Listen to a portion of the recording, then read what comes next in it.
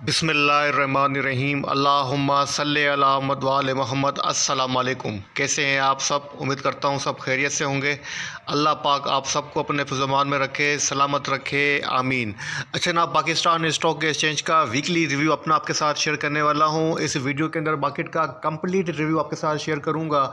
Video को start से and तक देखिएगा। स्टॉक भी आपके साथ डिस्कस करूँगा, सेक्टर की पोजीशन भी चेक करूँगा और कुछ न्यूज़ भी आपके साथ अपडेट करूँगा। तो इसलिए वीडियो को स्टार्ट से एंड तक देखिएगा ताकि आपको मार्केट का जो ट्रेंड है वो समझ में आ सके।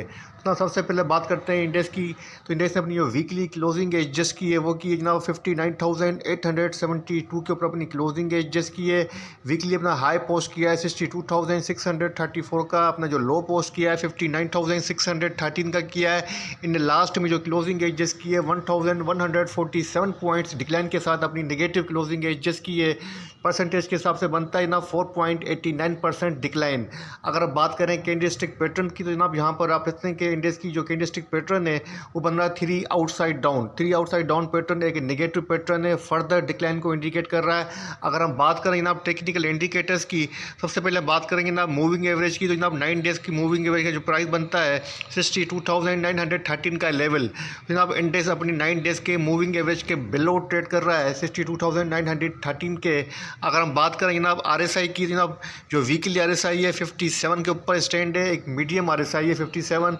अगर हम बात करें MACD की तो जनाब यहाँ पर आप देखते हैं कि MACD की डाइवर्जेंसेस नेगेटिव हो चुकी हैं और बेरिश क्रॉस ओवर यहाँ पे हमें जनरेट होता हुआ नज़र आ रहा है।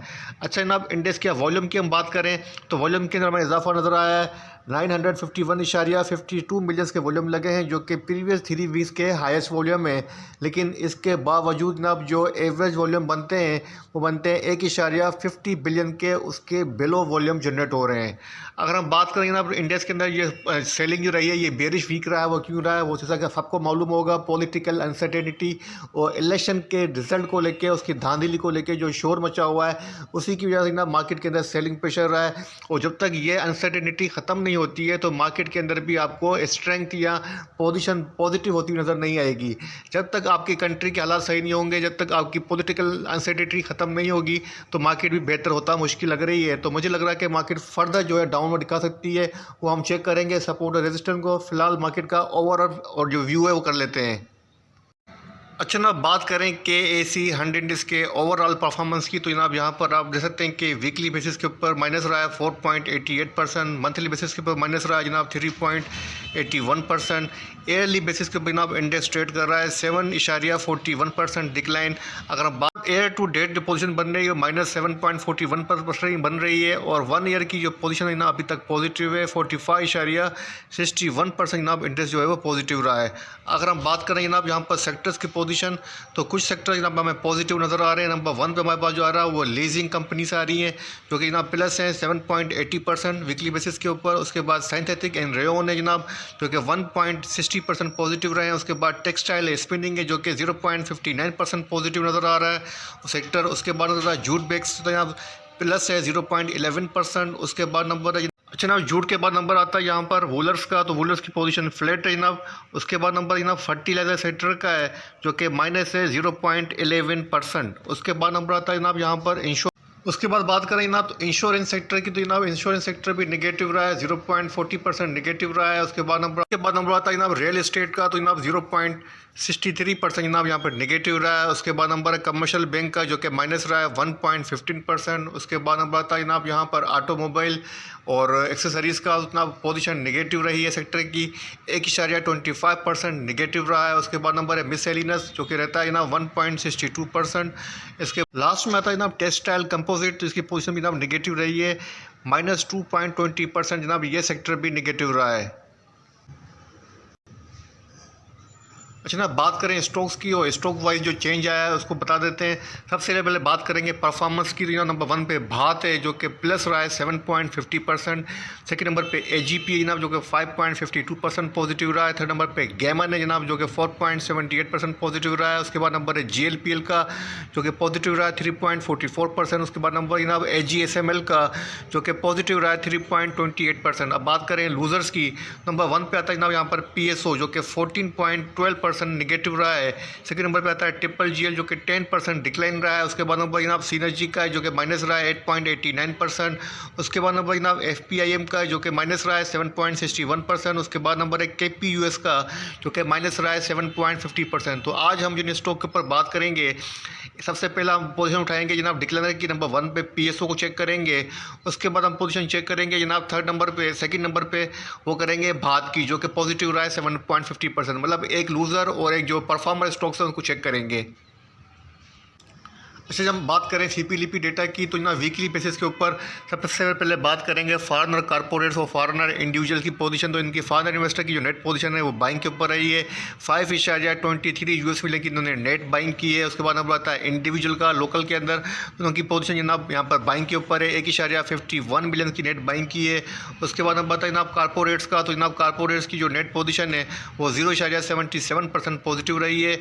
उसके बाद नंबर आता है जनाब बैंक्स का, तो बैंक्स की नेट पोजीशन जनाब यहाँ पर बाइंग के ऊपर पोजीशन रही है। 2.02 मिलियंस की नेट इनकी बाइंग नज़र आ रही है। उसके बाद नंबर आता है जनाब यहाँ पर म्यूचुअल फंड का, म्यूचुअल फंड्स की जो नेट पोजीशन है जनाब वो सेल के ऊपर है, 2.95 यूएस मिलियन की नेट सेल की है। उसके बाद नंबर आता है ब्रोकर्स का, तो जनाब ब्रोकर्स की नेट पोजीशन की बाइंग के ऊपर है, 5.88 यूएस मिलियन की नेट इन्होंने बाइंग की है। उसके बाद नंबर आता है इंश्योरेंस कंपनीज़ का, जनाब इंश्योरेंस कंपनीज़ की नेट पोजीशन सेल के ऊपर है, 2.95 यूएस मिलियन की उन्होंने नेट सेल की है। मतलब लोकल के अंदर म्यूचुअल फंड और इंश्योरेंस कंपनीज़ आपकी सेलिंग के ऊपर रही हैं। अगर फॉरेन कॉर्पोरेट्स की पोजीशन की बात की जाए ना, वो बाइंग के ऊपर नजर आ रहे हैं, 5.23 मिलियन की नेट इनकी ये बाइंग की हुई है। अच्छा ना, बात करते हैं न्यूज़ की वीकली बेसिस के ऊपर टॉप न्यूज़ की। नंबर 1 पे हमारी बात है ना, rupee appreciate against US dollar at 279.36 के ऊपर यूएसडी आपका क्लोज हुआ है। पीकेआर पॉजिटिव रहा है, एप्रिशिएशन रही है। सेकंड नंबर पे आता है वीकली एसपीआई डेटा जो कि विटनेस रहा है जनाब डिक्रीज रहा है 0.78%। उसके बाद नंबर जनाब SPP reserve now stand at 8.05 billion. उसके बाद नंबर जनाब एग्रो फर्टिलाइजर का है post record broking profit in 2023। जनाब एग्रो फर्टिलाइजर ने अच्छा खासा जो प्रॉफिट किया है, ये तो आपको मैं पहले शेयर कर चुका हूँ। उसके बाद नंबर है जनाब न्यूज़ का regulator slashes RLNG prices for February. उसके बाद नंबर जनाब steel bar prices surge on rising production cost. जनाब स्टील की जो बार की प्राइसेस हैं वो अप हुई हैं, राइज़ की गई हैं। तो उसमें जनाब कौन कौन से आते हैं, उसमें आपके पास कमर्शियल में आता है ASTL, अमीली स्टील आ जाता है आपके पास, आगा स्टील भी उसके अंदर शुमार हो जाता है जो कि स्टील बार में शुमार होते हैं। उसके बाद नंबर है पाक Saudi motor initiate share purchase offer for PSS delisting. उसके बाद नंबर जनाब LSCM आउटपुट एक्सपेंड 3.4% इन दिसंबर। मतलब आपका जो जनाब लार्ज सेक्टर जो मैन्युफैक्चरिंग है लार्ज स्केल, वो आउटपुट जनाब उसकी एक्सपेंड हुई है 3.4% इन दिसंबर 2023। उसके बाद नंबर जनाब upcoming government likely to sign a new 10 US billion loan programme with IMF। मतलब न्यू गवर्नमेंट जो है ना वो न्यू प्रोग्राम के अंदर जाने वाली है IMF के पास, जिसमें वो न्यू एग्रीमेंट साइन करेगी 10 बिलियन का। उसके बाद बात करें जनाब IT के हवाले से न्यूज़ है, IT export rise 32% in 60 days. मतलब 60 डेज़ के अंदर आपकी जो IT की जो एक्सपोर्ट है वो इंक्रीज़ हुई है 30%, पॉजिटिव साइन है IT सेक्टर के हवाले से। उसके बाद बात की जाए तो ना foreign companies required to maintain ownership record to submit to SECP। जनाब फॉरेन कॉर्पोरेट कंपनीज़ के हवाले से एक ये न्यूज़ है कि उनको अपना रिकॉर्ड जो वो मेंटेन करना पड़ेगा और अपना जो रिकॉर्ड है वो सबमिट करना पड़ेगा security exchange commission of Pakistan के अंदर। उसके बाद नंबर जनाब रेमिटेंसेस के हवाले से आपकी जो रेमिटेंस है ना वो clock in at 2.4 billion US billion in January. मतलब आपके रेमिटेंस भी इंक्रीज़ हुए हैं। उसके बाद बात की जाए जनाब तो 2 mergers approved by CCP, 2 companies के जनाब मर्जर्स हुए हैं CCP के अंदर। और उसके अलावा जनाब custom unearth ₹27.5 billion tax fraud bye importers. तो कस्टम ने जनाब जो है वो फ्रॉड जो है वो केज किया है 27.5 बिलियन का। करते हैं हम KAC हैंडनेस के दोबारा टेक्निकल चार्ट की और चेक करते हैं कि इंडेक्स कहाँ तक जनाब इंडेक्स डाउन हो सकता है। तो जनाब इंडेक्स के पास जो शॉर्ट टर्म की सपोर्ट बन रही है फर्स्ट, वो बन रही है आपके सामने 58,758 की, जो कि इंडेक्स का प्रीवियस स्विंग लो है।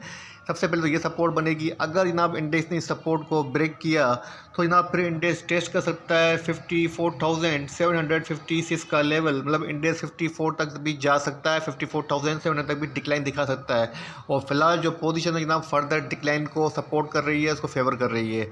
तो मैं आपको जो वीकली बेसिस के ऊपर स्ट्रेटजी सजेस्ट कर रहा हूँ करंट वीक के अंदर, वो यही कहूँगा कि आप सेल ऑन स्टैंड पर रहें, यही बेहतर रहेगा। ठीक है ना, बाइंग से अवॉइड करें, यही बेहतर रहेगा। अब बात करते हैं स्टॉक्स की, तो 2 स्टॉक चेक करेंगे। नंबर 1 पे करेंगे पीएसओ, सेकंड करेंगे भात। एक लूज़र स्टॉक है और एक परफॉर्मर स्टॉक है। अच्छा ना, बात करते हैं स्टॉक की, तो पहला स्टॉक है पीएसओ ने जनाब जो अपनी निगेटिव क्लोजिंग एडजस्ट की है और वीकली बेसिस के ऊपर 10% से अबाउट डिक्लाइन भी रहा है। और पीएसओ की जनाब ऑलरेडी मैं अपनी शॉर्ट पोजीशन जो थी आपके साथ शेयर कर चुका हूं, जो शॉर्ट सेल कॉल दी थी। अब बात करते हैं जनाब पीएसओ की नेक्स्ट पोजीशन की, कि पीएसओ करंट वीक के अंदर कैसा परफॉर्म कर सकता है। तो फिलहाल जनाब पीएसओ की जो क्लोजिंग हुई है वो निगेटिव हुई है, 141 रुपीज़ 18 पैसा की प्राइस के ऊपर अपनी क्लोजिंग एडजस्ट की है। लेकिन इसके बावजूद जनाब मैं आपको कुछ यहाँ पर इंडिकेट करूँगा ताकि आपको समझ में आए इसका ट्रेंड क्या कर रहा है। तो जनाब उसकी ट्रेंड की जो पोजीशन है फ़िलहाल, तो यहाँ पे आप देखें मैंने प्राइस लाइन रखी है ताकि आपको एक सपोर्ट आपके सामने रख सकूँ। तो जनाब यहाँ पर आप देखें 138 के अराउंड, मतलब 138 के अराउंड इसके पास सपोर्ट रीजन है, जिसको इसने टेस्ट किया है, लेकिन रेस्पेक्ट देख के इसके अबाव अपनी क्लोजिंग एडजस्ट की है। अगर आपको हाईलाइट कर देता हूँ तो ताकि आपको आसानी रहे। तो जनाब एक सपोर्ट तो यहाँ बन रही है और सेकंड सपोर्ट इसके पास यहाँ बन रही है। ठीक, सॉरी यहाँ पर तो जनाब दोनों दफ़ा इसने सपोर्ट को रेस्पेक्ट दिया हुआ है, अपनी सपोर्ट को रेस्पेक्ट देते हुए इसके अबाउट ट्रेड कर रहा है। अच्छा, अगर इस सपोर्ट को ये ब्रेक करता है, जो कि बंद हो रहा होगा, आप मुझे एसएमएस करें, मैं आपको इसकी ग्रुप की सारी फीस जो होती है वो आपके साथ डिस्काउंट के साथ शेयर करूँगा। अच्छा, अब अगर आप हमारी ये प्रीमियम सर्विस लेना चाहते हैं तो उसके लिए आपके पास डिस्काउंट के साथ यहाँ पर फ़ीस आपके सामने है। मंथली फ़ीस जनाब पर मंथ 5000 है। अगर आप पैकेज सेकंड लेंगे तो जनाब 3 मंथ की जो फ़ीस रहेगी डिस्काउंट के साथ वो 12,000 है। उसके बाद अगर आप थर्ड पैकेज लेंगे तो 6 मंथ की जो फ़ीस पड़ेगी डिस्काउंट के साथ जनाब वो पड़ेगी 20,000। अगर आप फोर्थ पैकेज लेंगे जो कि 1 ईयर का होगा 12 मंथ का, जिसकी टोटल फ़ीस होगी डिस्काउंट के साथ 30,000।